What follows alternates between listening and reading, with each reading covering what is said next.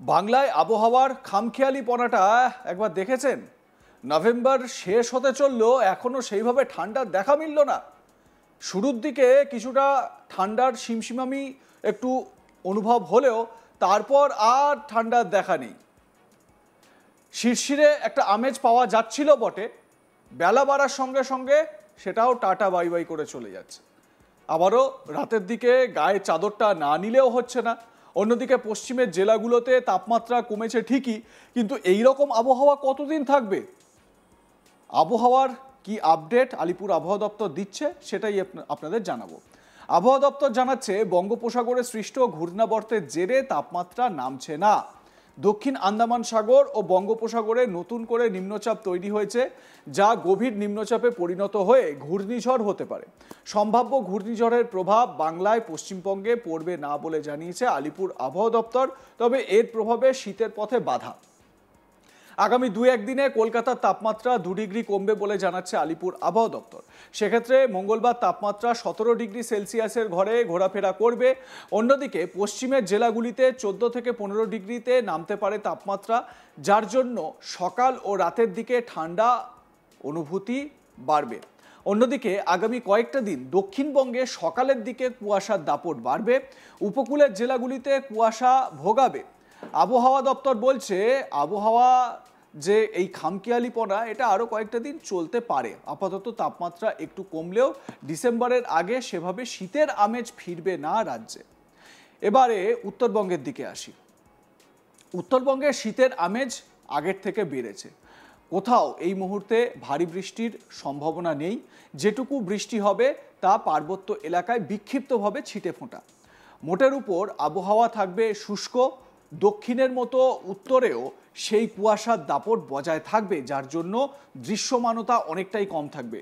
সকালবেলা কুয়াশার দাপট দেখতে পাওয়া যায় বিভিন্ন জেলায়, বিশেষ করে তো পশ্চিমের জেলাগুলোতে।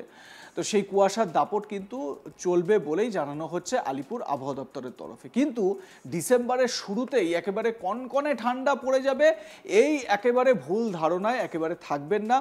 যদি ঠান্ডা উপভোগ করতেই হয়, আমার সাজেশন আপনারা দার্জিলিংয়ে চলে যান। সেখানে তুলনামূলক এখানের থেকে অনেক ভালো ঠান্ডা পাবেন এবং তাপমাত্রা সেখানে ক্রম নিম্নমুখী নামছে।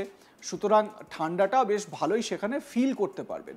কিন্তু এই মুহূর্তে দক্ষিণবঙ্গে বাংলা ফিল করার কোনো জায়গা নেই বলেই জানাচ্ছে আলিপুর আবহাওয়া দপ্তর। এবারে এর কারণ হিসেবে কি বলা হচ্ছে? এর অন্যতম একটা কারণ যেটা বলা হচ্ছে যে দক্ষিণ আন্দামান সাগর ও বঙ্গোপসাগরে নতুন করে নিম্নচাপ তৈরি হয়েছে, গভীর নিম্নচাপে পরিণত হবে এবং তারপর ঘূর্ণিঝড় হতে পারে। সম্ভাব্য ঘূর্ণিঝড়ের প্রভাব যদিও বাংলায় বা পশ্চিমবঙ্গের কোনো জায়গায় পড়বে না বলে জানিয়েছে আলিপুর আবহাওয়া দপ্তর। তবে এর প্রভাবে শীত আসতে বাধা হচ্ছে, শীতের হাওয়া, সেই হিমেল হাওয়া ঢুকতে বাধাপ্রাপ্ত হচ্ছে। আগামী 2-1 দিনে কলকাতার তাপমাত্রা 2 ডিগ্রি কমবে বলে জানাচ্ছে আলিপুর আবহাওয়া দপ্তর। সেক্ষেত্রে মঙ্গলবার তাপমাত্রা 17 ডিগ্রি সেলসিয়াসের ঘরে ঘোরাফেরা করবে। অন্যদিকে পশ্চিমের জেলাগুলিতে 14 থেকে 15 ডিগ্রিতে নামতে পারে তাপমাত্রা, যার জন্য সকাল ও রাতের দিকে ঠান্ডার অনুভূতি বাড়বে। আপনারা যদি স্মরণ করে থাকেন তাহলে এই নভেম্বরের গত উইকেই আমরা দেখেছিলাম যে তাপমাত্রা 17 ডিগ্রিতে নেমে গিয়েছিল, কনকনে ঠান্ডা উপভোগ হচ্ছিল, বেশ ভালোই লাগছিল, মনে হচ্ছিল এবারে জাঁকিয়ে শীতটা পড়বে, কিন্তু কোথায় কি। আগামী কয়েকটা দিন দক্ষিণবঙ্গে সকালের দিকে কুয়াশার দাপট বাড়বে, উপকূলের জেলাগুলিতে কুয়াশা ভোগাবে বলে জানতে পারা যাচ্ছে। আবহাওয়া দপ্তর বলছে, আপাতত তাপমাত্রা একটু কমলেও ডিসেম্বরের আগে সেভাবে শীতের আমেজ ফিরবে না রাজ্যে। এবার উত্তরবঙ্গের দিকে আসি, সেখানে কীরকম থাকবে আবহাওয়ার আপডেট। উত্তরবঙ্গে শীতের আমেজ আগের থেকে বেড়েছে। কোথাও এই মুহূর্তে ভারী বৃষ্টির সম্ভাবনা নেই। যেটুকু বৃষ্টি হবে তা পার্বত্য এলাকায় হবে, বিক্ষিপ্তভাবে ছিটে ফোঁটা। মোটের উপর আবহাওয়া থাকবে শুষ্ক। দক্ষিণের মতো উত্তরেও সেই কুয়াশার দাপট বজায় থাকবে, যার জন্য দৃশ্যমানতা অনেকটাই কম থাকবে বলে জানতে পারা যাচ্ছে। এবং স্বাভাবিকভাবে এই পরিস্থিতি যে আরও কয়েকদিন চলবে সেটা বলার অপেক্ষা রাখে না।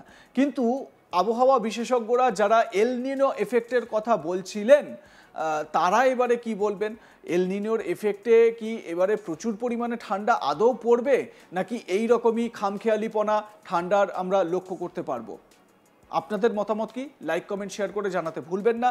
দেখতে থাকুন আজ তাক বাংলা, সাবস্ক্রাইব করুন আমাদের ইউটিউব চ্যানেলটি, বেল আইকন প্রেস করুন নোটিফিকেশন পেতে।